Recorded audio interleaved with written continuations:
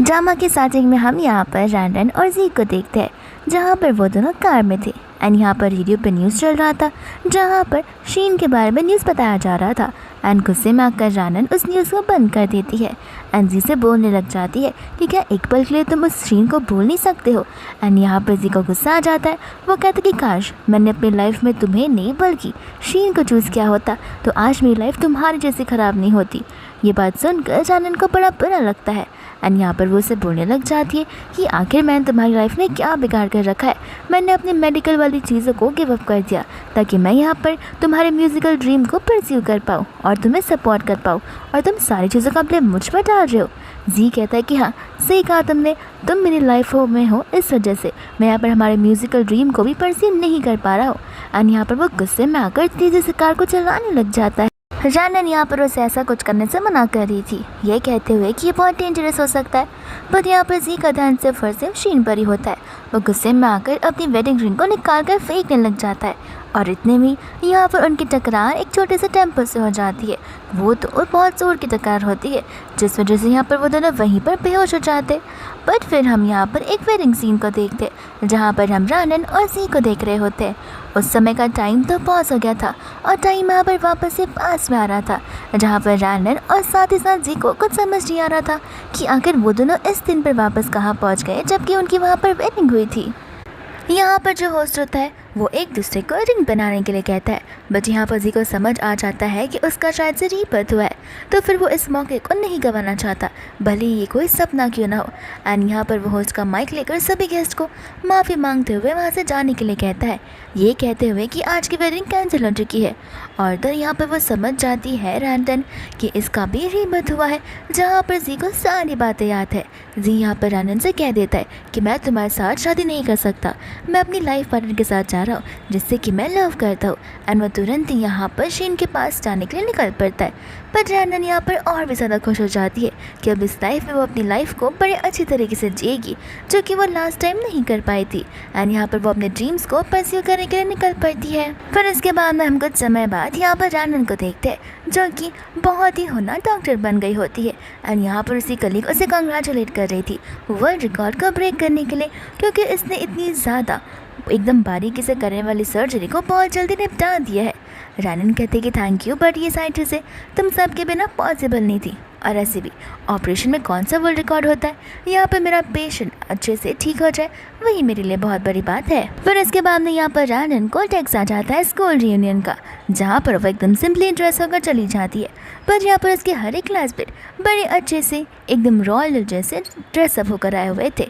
फिर हम यहाँ पर जी और शीन को साथ में भी देखते, जहाँ पर सभी लोग जी की तारीफ़ किए जा रहे थे कि आखिर तुमने ट्रेडिंग में कितनी ज़्यादा अर्निंग कर ली है और तुम्हारा प्रोग्रेस कितना ज़्यादा बढ़ चुका है। और फिर यहाँ पर सभी लोग उन दोनों को एकदम फेवरेट और तो और क्यूट कपल्स बनाने लग जाते, कहते कि अब टाइम आ गया है जहाँ पर तुम्हें शादी कर ही लेनी चाहिए। जी उन्हें बताने लग जाता कि उनकी एंगेजमेंट ऑलरेडी हो चुकी है और बहुत जल्दी शीन और वो शादी भी करने वाले हैं। बट इनमें से एक क्लासमेट को याद आता है रैंडन का। वो यहाँ पर जी को पूछने लग जाता है कि मैंने सुना है कि तुम और रैंडन बहुत लॉन्ग लास्टिंग रिलेशनशिप में थे, लेकिन वेडिंग वाले दिन ही वो चीज़ खत्म हो गई, और तो तुम्हारा पहला सॉन्ग तुमने उसी के लिए लिखा हुआ था। फिर हमें यहाँ पर पास में ले जाया जाता है जहाँ पर वो लोग अपने कॉलेज टाइम में होते, और तो यहाँ पर जी ने सबसे पहला वाला सॉन्ग लिखा हुआ आता है रैंडन के लिए एकदम बारीकी से। यहाँ पर वो अपने उस सॉन्ग को उसे देते हुए प्रपोज तक कर लेता है अपनी गर्लफ्रेंड बनने के लिए, ये कहते हुए कि वो रैंडन को लेकर बहुत ज़्यादा सीरियस है और वो लाइफ टाइम उसी के साथ अपना समय बिताना चाहता है। और यहाँ पर रैंडन को भी जी पर बहुत पहले से ही क्रश था। फिर हम वापस से यहाँ पर प्रेजेंट में आ जाते हैं, जहाँ पर रैंडन को पता होता है कि जी ने असल में ये सॉन्ग उसके लिए नहीं बल्कि शीन के लिए लिखा था, और ये सब कुछ बस एक बहाना ही था। और यहाँ पर शीन सभी की गलत फहमियाँ दूर करने लग जाती है, कहती कि तुम सबको ये गलत बहक लग गई है कि यहाँ पर ये सॉन्ग उसने रैंडन के लिखा था, शुरुआत से ये सॉन्ग जी ने मेरे लिए लिखा हुआ था। बाकी कलीग्स यहाँ पर कहने लग जाते कि हाँ तुमने सही कहा, जी ने ज़रूर वो सॉन्ग तुम्हारे लिए लिखा होगा, क्योंकि अगर वो सॉन्ग उसने रैंडन के लिखा होता तो फिर वो उस दिन की वेडिंग को कैंसिल नहीं करता और वो वेडिंग अभी भी हो रही होती।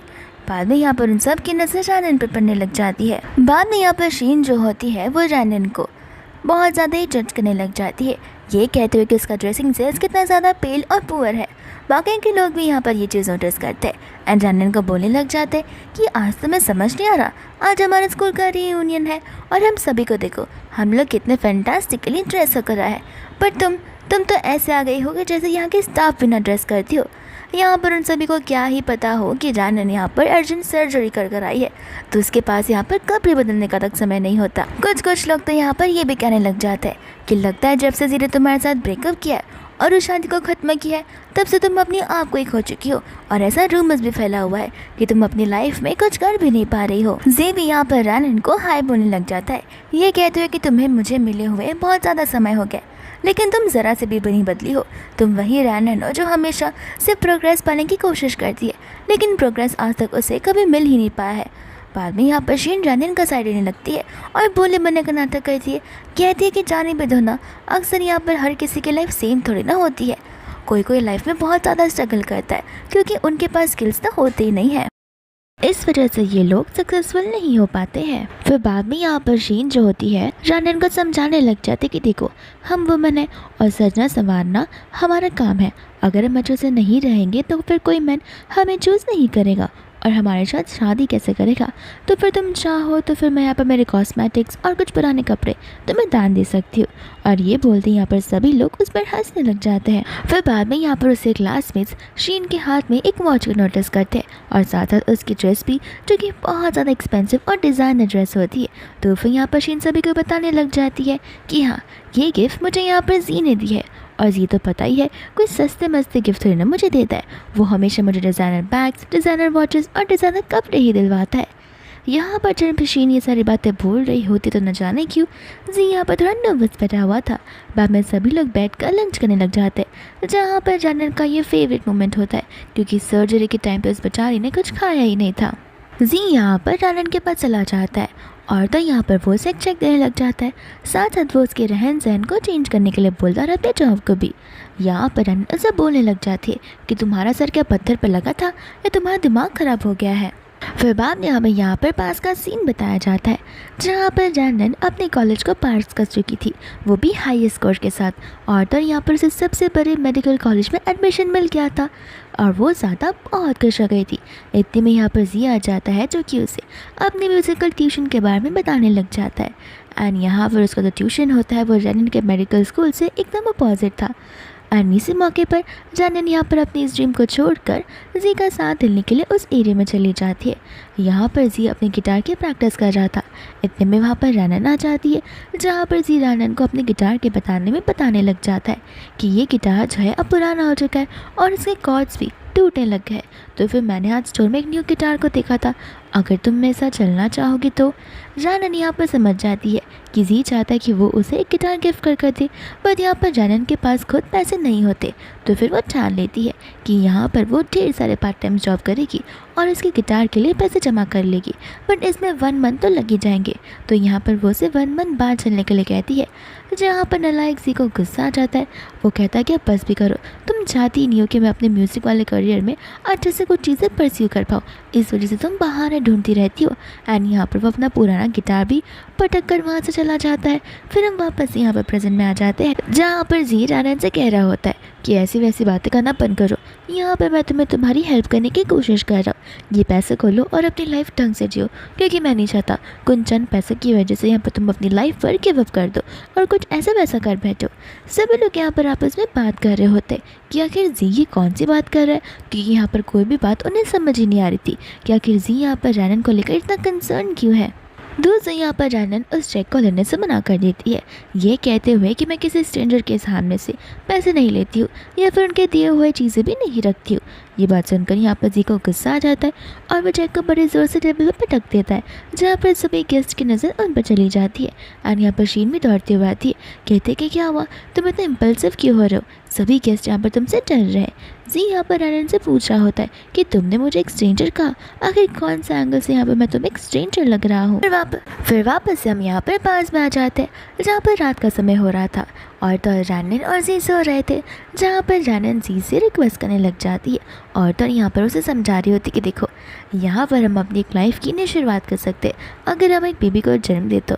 ये बात सुनते ही यहाँ पर जी को गुस्सा आ जाता है और वो रनन को सुना देता है कि बच्चा और तुम्हारे साथ कभी भी नहीं, यहाँ पर मैं खुद तुम्हारे साथ रह रहकर तंग आ चुका हूँ और तुम्हें क्यों लगता है कि मैं तुम्हारे साथ फैमिली को आगे बढ़ाना चाहता? अगर मेरे पास एक मौका होता तो फिर मैं तुम्हारे साथ वापस स्ट्रेंजर बनना चाहता था।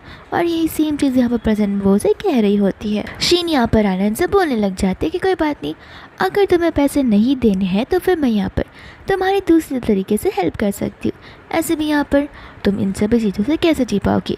रनन यहाँ पर क्लियरेंस दे देती है कि मैं अपनी लाइफ में बहुत ज़्यादा खुश हूँ, मेरा जो जॉब है उससे भी, मेरी जो सैलरी है उससे भी, एंड मैं अपनी लाइफ पर आकर क्यों ही गिव अप करूँगी। दूसरी यहाँ पर शीन अपना भाषण कंटिन्यू कर रही होती है कि देखो रनन, मैं समझ सकती हूँ कि तुम किस तकलीफ से गुजर रही हो, इसलिए मैं यहाँ पर तुम्हें एक बहुत अच्छा जॉब देना चाहती हूँ।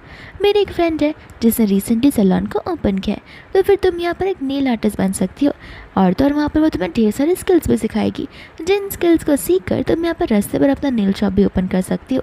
ये बात जब वो कह रही होती है तब सभी फ्रेंड्स इस पर हंस रहे होते हैं। एंड यहाँ पर शीन उसे समझा रही थी कि देखो ये जॉब तो तुम्हारे रीसेंट जॉब से बेटर ही है। लगता है यहाँ पर किसी को पता नहीं है कि रनन का रियल जॉब जो है वो प्रोफेशन से डॉक्टर है। रनन यहाँ पर शीन से कोई भी हेल्प लेने के लिए मना कर देती है, बोलती है कि मुझे जॉब स्विच करने की ज़रूरत नहीं है, मैं अपने रीसेंट जॉब और सैलरी से बहुत ज़्यादा खुश हूँ। दूसरे यहाँ पर क्लासमेट्स यहाँ बोल रही होती है कि देखो यहाँ पर जी और दर्शीन का दिल बहुत बड़ा है, जो कि यहाँ पर वो दोनों तुम्हें एक अपॉर्चुनिटी दे रहे हैं, तो फिर तुम इस अपॉर्चुनिटी को छोड़ मत, ये तुम्हारी लाइफ को बदल सकती है। साथ साथ यहाँ पर एक और क्लासमेट उसे कह रही होती है कि हाँ अब हम सभी को देख लो, हम सब कितने हाई लेवल पे हैं और तुम्हारा क्या ही हो सकता है। रनन यहाँ पर बोलने लग जाती है कि तुम्हें कैसे पता कि तुम मुझसे हाई पोजीशन पर हो। शीन बोलते कि जाने भी दो ना, लगता है यहाँ पर रनन को उसकी जॉब बहुत ज़्यादा ही प्यारी है। कोई बात नहीं, लेकिन फिर भी रनन अगर तुम्हें मदद चाहिए रहेगी तो फिर तुम मुझे आकर बोल सकती हो, मैं यहाँ पर तुम्हें इंटरव्यू के लिए भेज दूँगी। दोस्तों यहाँ पर जी होता है जो कि गुस्से में आकर उस चेक को फाड़ देता है एंड कहने लग जाता है कि मैं तो यहाँ पर तुम्हारी सीरियस सिचुएशन में भी तुम्हारी हेल्प बिल्कुल नहीं करने वाला हूँ। फिर इसके बाद में यहाँ पर एक क्लासमेट होता है जिसका नाम वैंग है एंड यहाँ पर वो उठकर रनन के पास चला आता है, कहता है कि लगता है तुम्हारी सिचुएशन कुछ ज़्यादा ही बुरी है, तो क्यों ना तुम मेरे साथ एक ग्लास वाइन ड्रिंक करो और एक ग्लास के बदले मैं यहाँ पर तुम्हें 1000 रुपीज़ दूँगा। गुस्से में आकर यहाँ पर रनन खड़ी हो जाती है। वैंग को लगता है 1000 रुपीज़ कम है, तो फिर कोई बात नहीं, मैं तुम्हें 2000 रुपीज़ देने के लिए रेडी हूँ। यहाँ पर रनन उसे माफ़ी मांगने के लिए कहती है और अगर ऐसा वैंग ने नहीं किया तो वो सिक्योरिटी को बुला देगी। वैंग को यहाँ पर गुस्सा आ जाता है, वो उसे बोलने लग जाता है कि तुम एक मामूली से वर्कर हो और तुम्हें सामने ऐसे दिखा रही हो कि जैसे पूरा का पूरा होटल तुम ही ओन करती रहोगी।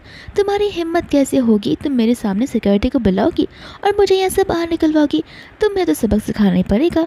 एंड यहाँ पर वो ज़बरदस्ती उसे ड्रिंक पिलाने लग जाता है, जहाँ पर रनन उससे फाइट करने की बड़ी कोशिश करती है। एंड यहाँ पर जी वैंग का हाथ मड़ोड़ी देता है और उसे रनन से दूर रहने के लिए कहता है। और ये चीज़ देखकर शीन जेलस फील करने लग जाती है, कहते कि तुम ये सब क्यों कर रहे हो। जी कहता है कि वो हमारी क्लासमेट है तो फिर इनजस्टिस में नहीं सह सकता हो।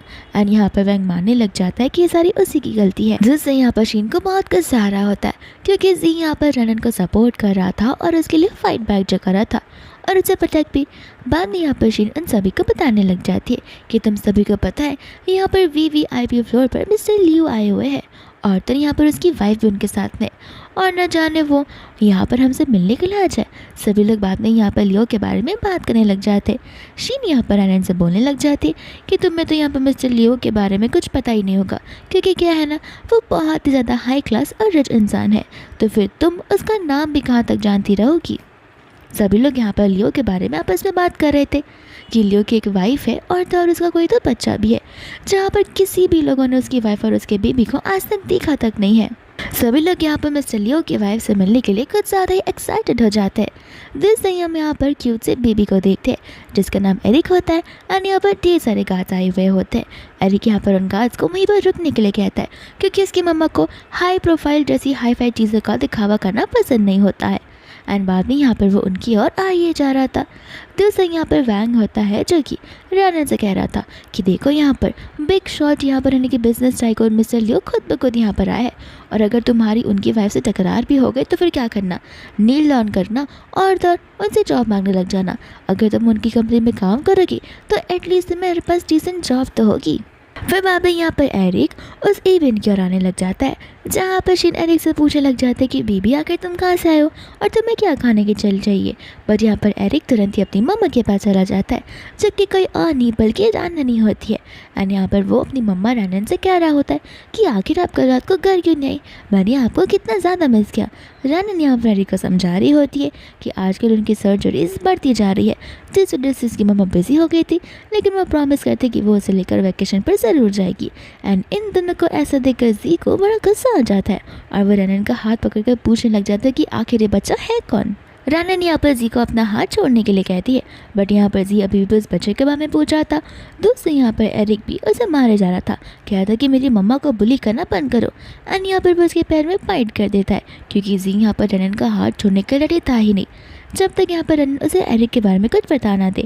और गुस्से में आकर जी उसे लात से मार देता है, जिस वजह से वो बेचारा नीचे गिर जाता है। रैनन भी यहाँ पर उसे धक्का मारकर एरिक के पास चली जाती है। Eric as a smart boy अपनी मम्मा से कहने लग जाता है कि आपको टेंशन लेने की ज़रूरत नहीं है, आपका स्ट्रॉन्ग बेबी बिल्कुल अच्छा है और तब मुझे कुछ भी नहीं हुआ है। मैंने डैड से प्रॉमिस किया ना कि जब वो यहाँ पर नहीं रहेंगे तब मैं आपको प्रोटेक्ट करूँगा। दूसरे यहाँ पर डैड वाली शब्द सुनकर जी को और गुस्सा आ जाता है।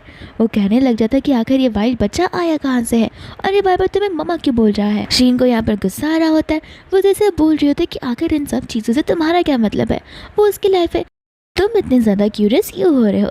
दूसरे यहाँ पर वो सभी लोग रैनन के कपड़ों को और तो एरिक के कपड़ों को नोटिस करने लग जाते हैं।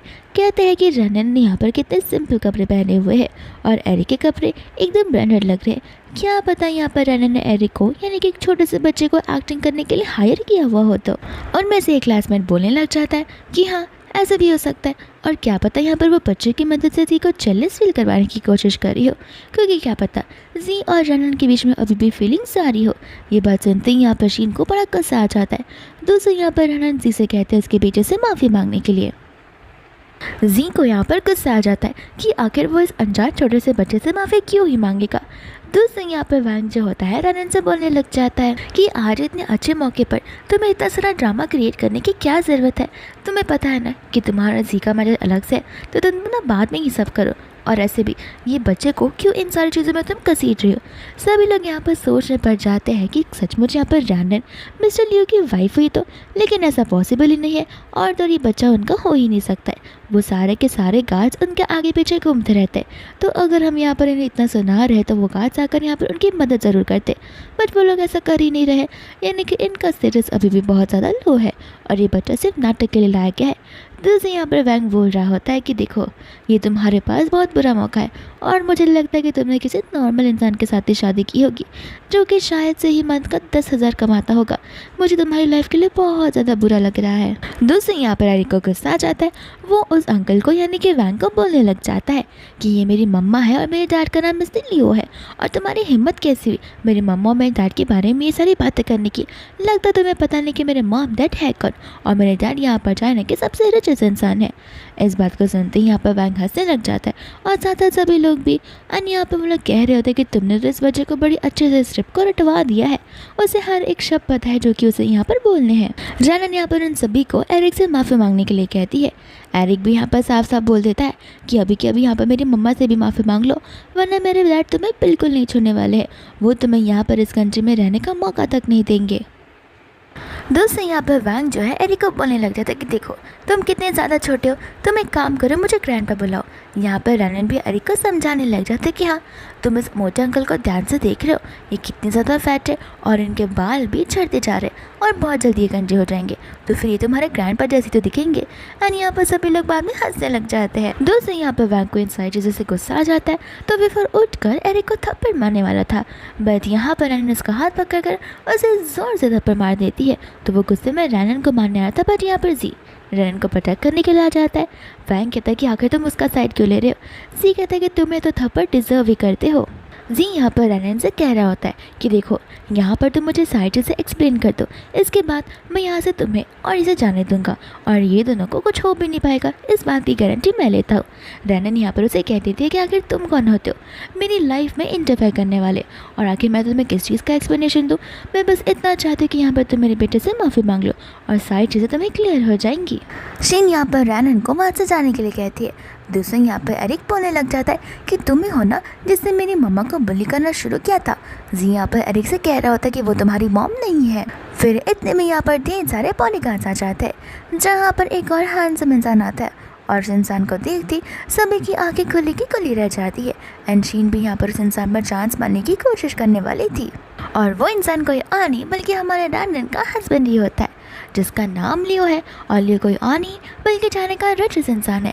इसका मतलब ये है कि एरिक झूठ नहीं बोल रहा था, और तो यहाँ पर डैनन सच में बिजनेस टाइकून की वाइफ है, जिसे आज तक किसी ने नहीं देखा हो। फिर बाद में यहाँ पर एरिक अपने डैडी के पास चला जाता है और बताने लग जाता है कि ये सब लोग मिलकर यहाँ पर हमारी मम्मा को बुली कर रहे। सभी लोग यहाँ पर आपस में बात करने लग जाते हैं कि डैनन का हस्बैंड तो दिखने में बुरा नहीं दिखता है, लेकिन उसकी आंखों को देखकर लगता है कि वो बहुत ही ज़्यादा डेंजरस इंसान है। शीन यहाँ पर सोच रही होती है कि आखिर डैनन को इतना हैंडसम इंसान मिल कहाँ से गया है। दूसरे यहाँ पर लियो होता है, जो कि डैनन से कह रहा था कि मैंने सुना था कि तुम यहाँ पर अपने स्कूल रीयूनियन में जा रही हो, इसलिए मैं तुम्हें हॉस्पिटल पिक करने तो आया था, लेकिन तब तक तुम चली गई थी। और आखिरकार यहाँ पर तुम्हें बुली करने की कोशिश कौन कर जाए? तुम साफ साफ बता सकती हो, डरने की कोई ज़रूरत नहीं है। डैनन बता दे कि मेरी छोड़ो, यहाँ पर हमारे बेटे को बुली किया गया है, तो फिर यहाँ पर इन्हें मेरे बेटे से माफ़ी मांगनी ही होगी। फिर बाद में यहाँ की मैनेजर का तो पसीना छूट ही जाता है, एंड यहाँ पर वो उन सभी को उनकी आइडेंटिटी बताने लग जाती है, जहाँ पर सी और बाकी की क्लासमेट्स का तो मुँह बंद ही हो जाता है। एंड यहाँ पर वो लोग ऐसा एक्ट कर रहे थे जैसे वो लोग रनन के फ्रेंड हो। लियो यहाँ पर रनन को वहाँ से जाने के लिए कहता है, क्योंकि रनन असल में थक गई रहती है। ओसी ये कहता है कि तुम जाकर रेस्ट करो, मैं यहाँ पर बाकी का मामला हैंडल कर लूँगा। बट यहाँ पर रनन कहती कि नहीं, हम यहाँ से साथ में जाएंगे। और यहाँ पर वो जी को आखिरी वार्निंग देती है एरिक से माफ़ी मांगने की। एरिक यहाँ पर बोलने लग जाता है कि हाँ, इस अंकल को यहाँ पर मुझसे मांगनी चाहिए, और इस मोटू से अंकल को मेरी मम्मा से, क्योंकि यहाँ पर उन्होंने मेरी मम्मा को बहुत बुरा बोला है। यहाँ पर मिस्टर लियो पूछने लग जाते हैं कि आखिर ऐसा क्या कहा है। फिर बाद में यहाँ पर वैंग भागते हुए आता है और माफ़ी मांगने लगता है, कहता है कि बस कुछ नहीं, हमारे बीच थोड़ी सी नोक चोक हो गई थी। एंड यहाँ पर लियो अपने बेटे से पूछने लग जाता है कि आखिर इस अंकल ने मम्मा को लेकर क्या बोला है, तो मुझे सारी बातें बताओगे। एंड यहाँ पर एरिक वो सारी की सारी वैंग की एक्टिंग करके बताने लग जाता है, हर एक अल्फ़ाबेट और सेंटेंस के साथ में। और ये सारी बातें सुनकर तो वैंग खुद ब खुद नील डाउन करने लग जाता है, और नील डाउन करते हुए माफ़ी मांगने लग जाता है। लियो यहाँ पर कह देता है कि तुम्हें यहाँ पर मुझसे नहीं बल्कि किसी और से माफ़ी मांगी है, जहाँ पर वैंग जो है एरिक से माफ़ी मांगने लग जाता है। एरिक कहता है कि बस माफ़ी मांगोगे और तुम्हें लगता है माफ़ी मांगने से सब कुछ हो जाएगा। तो फिर यहाँ पर वैंग पागल जैसे डॉग की एक्टिंग करने लग जाता है, जहाँ पर सभी लोगों को उस पर हंसी आ रही थी। साथ साथ यहाँ पर वो रनन से भी माफ़ी मांगता है, एंड रनन यहाँ से उसे जाने देती है। बाद में यहाँ पर रनन जी से कहती है कि वैंग ने तो माफ़ी मांग ली है, अब तुम्हारी बारी है हमसे माफ़ी मांगने की। और तो यहाँ पर लियो को जी अच्छे से याद होता है, जहाँ पर लियो जी को थांग के बोलने लग जाता है रनन से शादी ना करने के लिए, और वो से कहता है कि अच्छा हुआ तुमने उस दिन शादी को कैंसिल कर दी थी, अगर तुम ऐसा नहीं करते तो मुझे कभी इतनी ब्यूटीफुल, स्मार्ट और होनहार वाइफ मिलती नहीं। एंड ये कहते हुए यहाँ पर वो उसे फोरहेड पर किस कर देता है। तो यहाँ पर जी को यकीन नहीं होता कि वो सचमुच मिस्टर लियो है। एंड यहाँ पर वो रनन पर गुस्सा करने लग जाता है कि आखिर तुम्हारी हिम्मत कैसे हुई मिस्टर लियो की एक्टिंग करने वाले एक एक्टर को लाने की। रनन यहाँ पर लियो को गालों पे किस करते हुए सभी के सामने एक्सेप्ट करती है कि ये मेरा ही हस्बैंड है। जी कहता है कि मैं तुम्हारी बातों पर यकीन कर ही नहीं सकता कि तुम किसी और के साथ शादी कर सकती हो, क्योंकि तुमने मुझसे कहा था कि तुम सिर्फ मुझसे लव करती हो। रनन कहते कि हाँ, सही कहा था मैंने, और वो चीज़ पास में थी, जहाँ पर मैं पास में तुम्हारे साथ थी, पर यहाँ पर मैं प्रेजेंट में अपनी बहुत ही हैप्पी फैमिली के साथ हूँ, जहाँ पर मुझे एक प्रोटेक्टिव हस्बैंड और बहुत ही क्यूट सा बेबी बॉय मिला हुआ है। शीन यहाँ पर रनन को बोलने लग जाती है कि आखिर तुम कहना क्या चाहती हो, कि तुम यहाँ पर रिच फैमिली से बिलोंग करती हो? अगर ऐसा होता तो फिर तुमने यहाँ पर इतने नॉर्मल कपड़े क्यों पहने होते स्कूल रियूनियन में? रनन उसे बोलने लग जाती है कि देखो, पैसे है तो इसका मतलब ये नहीं कि मैं दिखावा करती फिरूँ। यहाँ पर मैं मेरे कंफर्ट जोन में हूँ, और तो यहाँ पर हमें शो ऑफ करने का कोई शौक़ नहीं है। बाद में यहाँ पर उसका मुँह तो बंद का बंद ही रह जाता है। एरिक बोलने लग जाता है कि मैंने तो तुम सभी को पहले ही कहा था, बट आपसे भी तो मुझ पर यकीन करने के लिए रेडी नहीं थे। फिर बाद में यहाँ पर सभी के सभी क्लासमेट पुलिस से जाते हैं, और तो यहाँ पर वो लोग रनन के साइड आ जाते हैं। साथ साथ यहाँ पर वो लोग शीन को क्रिटिसाइज़ करने लगते हैं कि शीन ने यहाँ पर किसी को बुली करी थी, और उसे तो पता भी नहीं चल रहा था। शीन को तो यहाँ पर पता भी नहीं है कि रनन की पोजीशन कितनी ज़्यादा हाई है, और रनन एकदम टॉप क्लास सर्जेरियन है, जहाँ पर उसके अपॉइंटमेंट के लिए लाखों लोग खड़े रहते हैं, लेकिन यहाँ पर वो सिर्फ VVIP पेशेंट्स को देखे जाती है।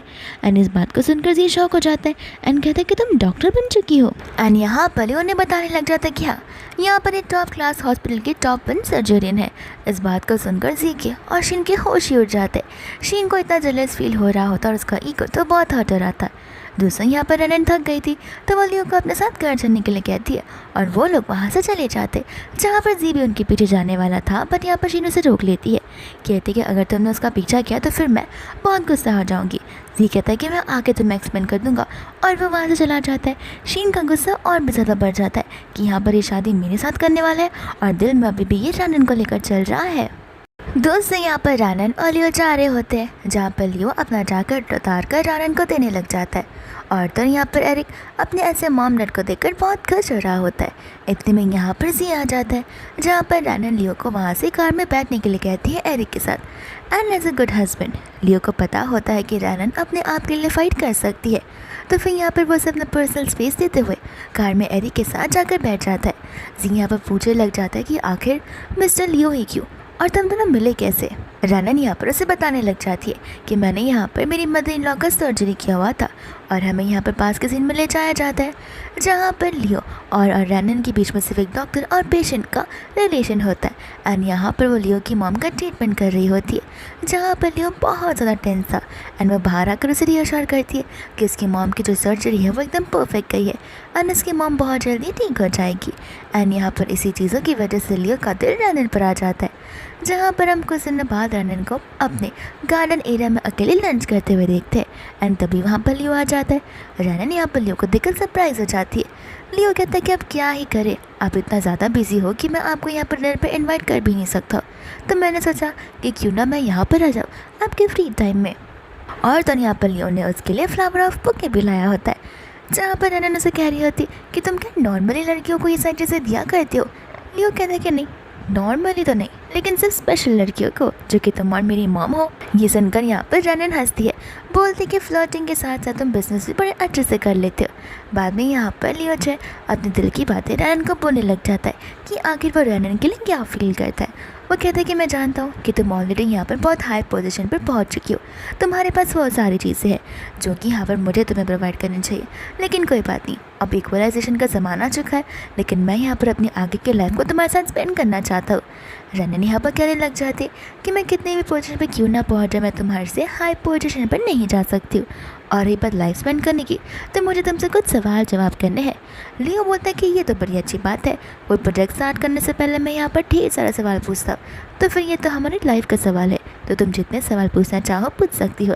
एंड रनन यहाँ पर उसे पूछने लग जाती है कि क्या फ्यूचर में यहाँ पर उसे एक बेबी चाहिए। लियो कहता है कि ऑफकोर्स क्यों नहीं, उसके बिना हमारी फैमिली तो अधूरी सी रह जाएगी। और तब यहाँ पर लियो अपने फैमिली प्लानिंग को भी बताने लग जाता है कि उसे क्यूट सी एक डॉटर और एक सन चाहिए, ताकि यहाँ पर वो दोनों को अच्छे से पढ़ा लिखा कर बड़ा कर सके। फिर बाद में यहाँ पर वो उसका सेकंड क्वेश्चन पूछते कि क्या वो अपने जॉब को कंटिन्यू कर सकती है रिलेशनशिप या शादी होने के बाद। लियो यहाँ पर बोलने लग जाता है कि तुम पक्का पढ़ी लिखी हो ना, तुम इस ज़माने में ये सारी बातें कर रही हो, जॉब तुम्हारा है, तुम्हारे ऊपर है, तुम्हें जॉब करना है या फिर नहीं करना है। और रही बात तुम्हें सपोर्ट करने की, तो मैं तुम्हें हर एक चीज़ में सपोर्ट करता रहूँगा और मैं हमेशा तुम्हारे साथ खड़ा रहूँगा। बाद में यहाँ पर रनन उसके जवाब को सुनकर बहुत कुछ हो जाती है और उसके तीसरे क्वेश्चन को पूछती है कि क्या कभी आगे जाकर लियो को उसके साथ शादी करने के लिए या फिर उसका रहने के लिए रिग्रेट होगा। लियो कहता है कि बिल्कुल भी नहीं, मैं लियो हूँ, मैं बाकी जैसा थोड़ी ना हूँ, एंड यहाँ पर मैं तुम्हारी पर्सनैलिटी को बाखूबी जानता हूँ। एंड यहाँ पर रनन उसकी बुके को एक्सेप्ट कर लेती है एंड तभी से यहाँ पर उनकी रिलेशनशिप की नई शुरुआत होती है। एंड वापस से हम यहाँ पर प्रेजेंट में आ जाते हैं, जहाँ पर रनन जिसे कह रही होती है बस उसी दिन से मैंने यहाँ पर लियो को मौका दे दिया था और उसने उस मौके का बड़े अच्छे से उपयोग किया हुआ है, जहाँ पर उसने मुझे एक भी दिन निराश होने नहीं दिया। एंड इसी धीरे धीरे यहाँ पर हम लव में होते गए और हमारी शादी हो गई और हमारे बेबी भी। और यहाँ पर मेरी शादी की बात रही तो मैंने कोई हाई एंड शादी नहीं करवाई है, मैं इस अपनी शादी को सिंपल ही रखना चाहती थी, जहाँ पर हम नॉर्मली जाकर मैरिज सर्टिफिकेट लेकर आ गए थे। यहाँ पर जी शौक हो जाता है, कहता है कि इसका मतलब ये है कि वो बच्चा सचमुच तुम्हारा है। जनन कहते कि हाँ, लेकिन तुम क्या थोड़े से पागल हो, बार बार तुम पास की लाइफ को क्यों लाए जा रहे हो। जी कहते क्योंकि तुमने मुझसे कहा हुआ था कि यहाँ पर तुम बेबी मेरे साथ करना चाहती हो। रैन बोलते कि वो पास की लाइफ थी, तुम अभी समझ क्यों नहीं आ रहा है, अब हम यहाँ पर प्रेजेंट में जी रहे जहाँ पर तुमने अपनी चॉइस को ऑलरेडी चूज़ कर लिया था। जी इस बात को सुनकर समझ जाता है कि यानी कि रैन को भी पता है कि उसका रीबर्थ हुआ है। रैन कहते कि हाँ, तुम सिर्फ अकेले नहीं हो जिसकी मेमोरी वापस आई है, यहाँ पर मुझे भी सारी चीज़ें सब पता है। एंड यहाँ पर वो कार इंसिडेंट के बारे में बताने लग जाती है। यहाँ पर जी उसे बोलने लग जाता है कि पास्ट लाइफ में ये सब इसलिए हो रहा था क्योंकि तुम मुझे सपोर्ट नहीं कर रही थी। एंड यहाँ पर बस के शोल्डर्स को पकड़ने लग जाता है, जहाँ पर एरिक को ये देखकर गुस्सा आ जाता है। एरिक अपने डैडी से कहता है कि मैं जा रहा हूँ आपकी मम्मा को प्रोटेक्ट करने के लिए, बट लियो यहाँ से उसे कहीं जाने नहीं देता। बोलता है कि देखो हमें हमारी मम्मा पर ट्रस्ट होना चाहिए और हमारी मम्मा बहुत स्ट्रांग है, वो खुद के लिए फाइट तो कर ही सकती है। जी यहाँ पर रैनन को गुस्से में पूछने लग जाता है कि तुमसे बुरा इंसान मैंने अपनी पास्ट लाइफ में किसी को नहीं देखा होगा। तुमने खुद यहाँ पर मेरे पब्लिशर को ईमेल किया हुआ था कि वो मेरे सॉन्ग को सिलेक्ट ना करे। रैनन कहते कि मैं तुम्हारे ईमेल से उसे ईमेल क्यों ही करूँगी, ना मैं तुम्हारा लैपटॉप छूती थी और ना ही मेरे पास मेरे ईमेल का पासवर्ड था कि मैं उस पब्लिशर के लिए सब लिखूँगी। और ऐसे भी अगर तुम्हारी पास्ट लाइफ में कोई सबसे बड़ी सपोर्टर थी तो वो सिर्फ मैं ही थी और मैं यहाँ पर तुम्हें सक्सेसफुल होता देखना चाहती थी। जी बाद में यहाँ पर वो उस गिटार वाले दिन के बारे में पूछने लग जाता है। यहाँ पर रैनन उसे याद दिलाती है कि जितने भी पैसे थे वो सब कुछ यहाँ पर डैड की सर्जरी में चले गए थे। और तुम्हें क्यों लगता है उसके बाद हमारे पास पैसे बचे थे? मुझे खाने के लिए भी यहाँ पर पैसे कैसे कैसे ना करके पार्ट टाइम जॉब्स करके इकट्ठे करने पड़ रहे थे और उस समय मैं तुम्हें यहाँ पर गिटार ला कर देती। मैंने 1 मंथ के बाद सारे के सारे एक्स्ट्रा पार्ट टाइम्स कर सोच लिया था कि मैं तुम्हें गिटार दूंगी, बट तुम भी वहाँ पर गुस्से में गिटार को अपने पटक कर चले गए थे। जी यहाँ पर बोलने लग जाता कि बहाना मारना बंद करो, मैं सब कुछ समझ रहा हूँ। तुमने यहाँ पर जानबूझकर मुझे गिटार नहीं दिलवाया और जानबूझकर मेरे पब्लिशर को ईमेल किया ताकि यहाँ पर तुम मुझे सक्सेसफुल होता ना देख पाओ। और तुम्हें यही डर था ना कि सक्सेसफुल होने के बाद मैं तुम्हें छोड़ दूंगा। यहाँ पर रैनन से कहते कि देखो ये सारी की सारी बातें पास की थी, बेहतर होगा अगर तुम मेरी तरह पास को भूल कर अपने प्रेजेंट और फ्यूचर लाइफ के बारे में सोचने लग जाओ तो, क्योंकि ऐसे भी यहाँ पर पास को लेकर बैठे रहना कोई अच्छी बात नहीं है। एंड यहाँ से वो जाने लग जाती है, जहाँ पर जी उसे रोकते हुए पूछता है कि क्या वो उसे लव करती है। रैनन यहाँ पर साफ साफ कह देती है कि अगर अभी भी मेरे पास तुम्हारे लिए फीलिंग्स होती तो यहाँ पर मैंने किसी और के साथ शादी कर बच्चे नहीं किए होते। और इसका जवाब तुम्हें मिल गया होगा कि मैं अपने पास्ट को भुला चुकी हूँ। फिर बाद में यहाँ से वो लोग चले जाते हैं, जहाँ पर जी पर चिल्लाने के लिए शीन आ जाती है। कहते कि आखिर तुम्हारे दिमाग में चल क्या रहा है, तुम उस इंसान के पीछे इतना क्यों पड़े हुए हो।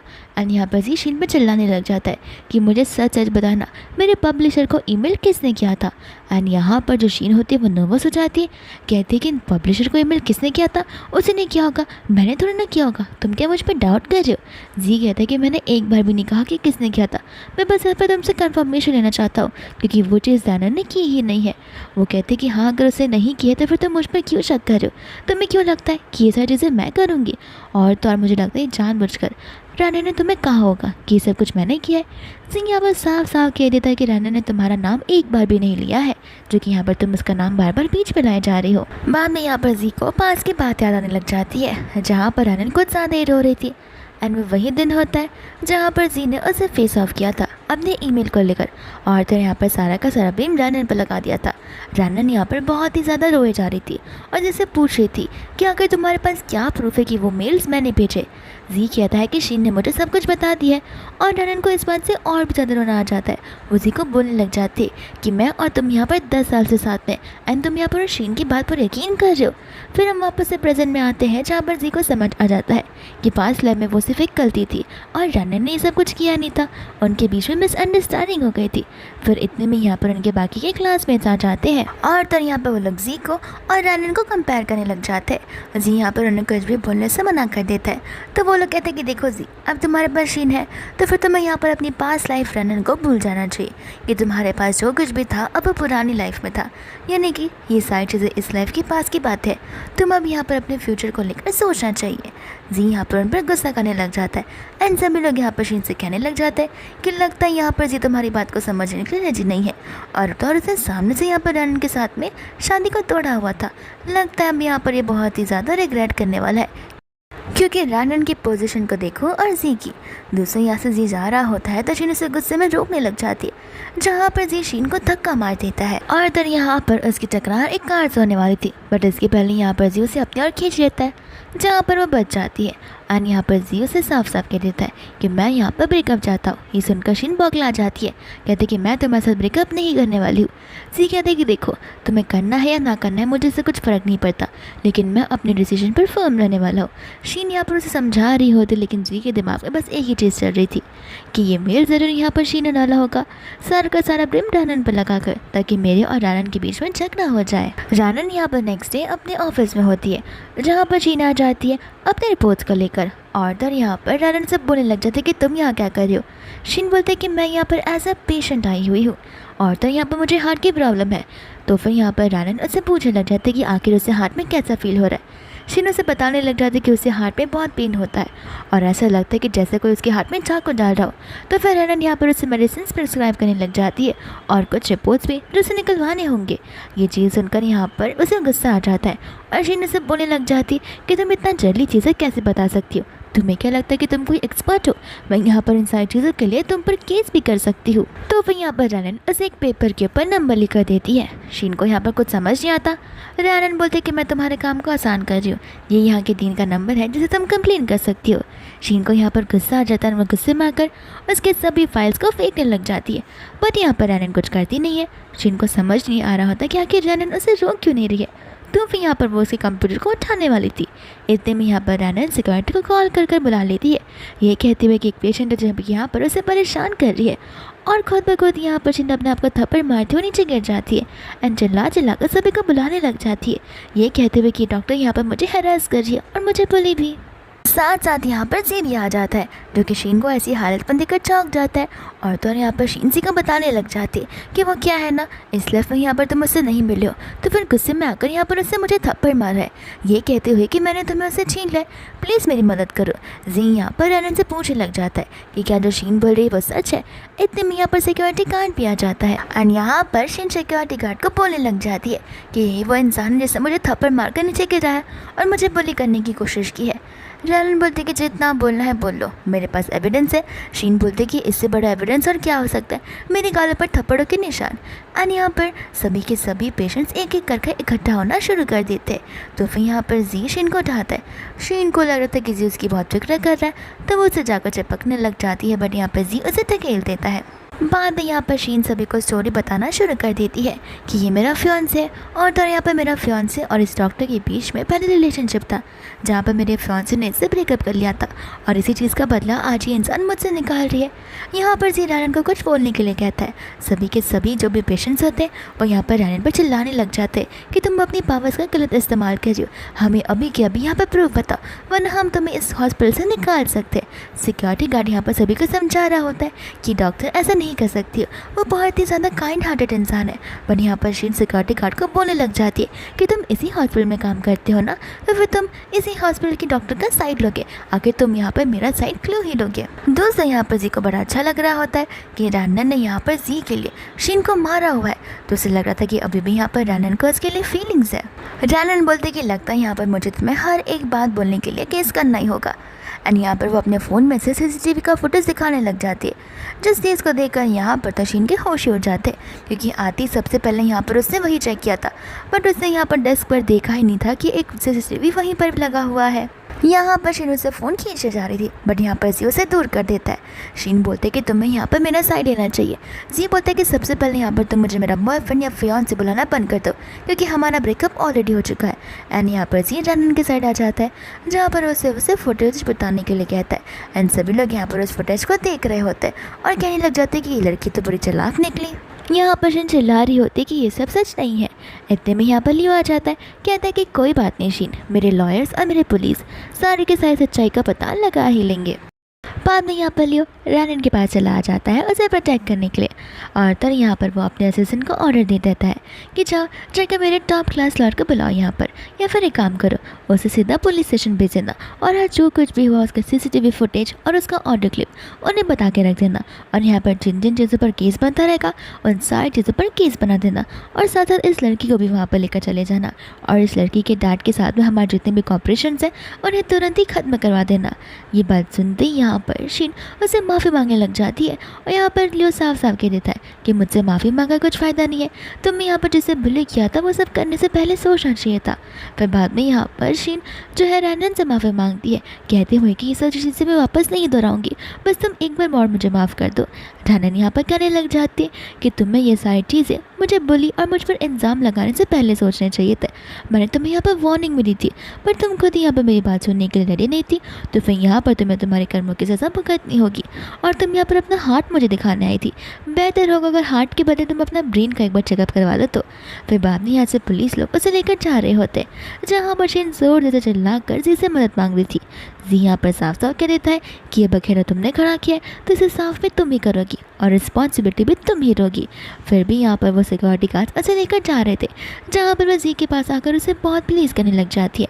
एंड जी यहाँ पर उसे ढकेल देता है, जहाँ पर शीन का जो स्टमक है वो एक वुडन के ब्लॉक में लग जाता है, जिस वजह से यहाँ पर उसे ब्लीडिंग होने लगती है। तो वो लोग वहाँ पर उसे लेकर सीधा हॉस्पिटल चले जाते हैं और यहाँ पर रैनन की कलीग उससे देख रही होती है। बाद में यहाँ पर वो उसे बताने लग जाते हैं कि आखिर प्रॉब्लम क्या थी। और बाद में यहाँ पर जी भी आ जाता है और लियो भी, जहाँ पर रैनन जी को बताने लग जाती है कि शीन का मिसकैरेज हुआ है और तो यहाँ पर तुम्हें उसका ध्यान रखना होगा। बाद में यहाँ से वो जाने लग जाती है, जहाँ पर जी उसे उसका वी-चैट मांगने लग जाता है। रैनन कहते हैं कि हमारे बीच अब बात करने के लिए कुछ बचा नहीं है और अगर तुम्हें ऐसी कुछ बातें पूछनी है जो कि मेडिकल के रिलेटेड है तो फिर यहाँ पर मैं कलीग का नंबर तुम्हें ऊपर वाले नंबर से मिल जाएगा, तुम उनसे सीधा डायरेक्टली बात कर सकते हो, मेरी तरफ बात करने की कोई ज़रूरत नहीं है। इतना कहकर वो वहाँ से चली जाती है, जहाँ पर जी अभी भी इस डिल्यूशन में रहता है कि रैनन उसे पसंद करती है। फिर इसके बाद में हम यहाँ पर शीन को और जी को देखते हैं, जहाँ पर शीन उससे पूछ रही होती है कि क्या सचमुच मेरा मिसकैरेज हुआ है और हमने हमारे बच्चे को खो दिया है। एंड जी यहाँ पर उसे हाँ कहकर रिस्पॉन्स करता है। साथ साथ यहाँ पर जी उसे कंपेंसेशन के नाम पर एक कार्ड देने लग जाता है, जिसे देखकर यहाँ पर शीन को बहुत ज़्यादा गुस्सा आ जाता है। शीन कहता है कि तुम इन सब चीज़ों के लिए ये सारी चीज़ें क्यों कर रहे हो, अब तो यहाँ पर तुम्हें मेरे लिए कुछ तो फिक्र होने लगी होगी ना। पर यहाँ पर जी साफ साफ मना कर देता है एंड कहता है कि देखो मैं अपने डिसीजन से मुकरने वाला बिल्कुल भी नहीं हूँ और तो यहाँ पर जो बच्चा था वो हमारे बीच रहा नहीं है तो हमारा एक साथ रहकर और भी मतलब नहीं है। फिर यहाँ से वो जाने लग जाता है, जहाँ पर शीन उस पर चिल्लाने लग जाती है और वो उसे बोलती है कि तुम्हें क्या लगता है आज तुम यहाँ पर मुझे छोड़कर चले जाओगे तो फिर क्या रैनन तुम्हारे साथ आ जाएगी और वो तुम्हारे साथ लाइफ स्पेंड करेगी? तो ऐसा होने वाला बिल्कुल नहीं है। अपनी आंखों को खोलो और ध्यान से देखो, उसने मिस्टर लियो के साथ में शादी की है जो कि यहाँ का टॉप 1 इंसान है और तुम्हें लगता है कि वो तुम्हारे साथ शादी कर कर उसे छोड़ देगी? तो ऐसा पॉसिबल बिल्कुल भी नहीं है। तुमने उसे धोखा दिया था, तुमने उसे वेडिंग वाले दिन छोड़ दिया था, तो फिर वो तुम्हारे पास आने वाली बिल्कुल नहीं है। बट फिर भी यहाँ से वो उसी को सी बात सुनने वहाँ से चला जाता है, जहाँ पर शीन गुस्से में अगर अपने सारे मेडिसिन को नीचे फेंकने लग जाती है और बहुत गुस्से में आ जाती है। फिर इसके बाद में हम यहाँ पर रैनन को देखते हैं, जहाँ पर लियो जो है फ्रूट्स कट करा रहा होता है एरिक के लिए और रैनन के लिए। एंड यहाँ पर न्यूज़ में चल रहा था कि शीन की कंपनी को पूरी तरीके से बैन कर दिया गया है और उसकी कंपनी बैंकरप्ट हो गई है। एरिक यहाँ पर शीन को देखकर पहचान जाता है एंड कहता है कि ये तो वही बैड वुमन है ना जो कि आप पर डांट लगा रही थी। बाद में यहाँ पर वो लोग न्यूज़ चैनल को बंद कर देते हैं, जहाँ पर एरिक अपने दादी लियो को बताने लग जाता है कि किस तरीके से वो अपनी मम्मा को उस दिन प्रोटेक्ट कर रहा था। और तो यहाँ पर इतने में रैनन को किसी अननोन नंबर से कॉल आ जाता है और जैसे ही वो कॉल को पिक करती है वैसे की आवाज़ को सुनती है। कहती है कि देखो मैं यहाँ पर तुम्हारे नंबर को ब्लॉक कर रही हूँ और हमारे बीच बात करने जैसा कुछ भी नहीं है और अगर तुमने इसलिए कॉल करके मशीन की हेल्प करूँगी तो ऐसा होने वाला बिल्कुल भी नहीं है।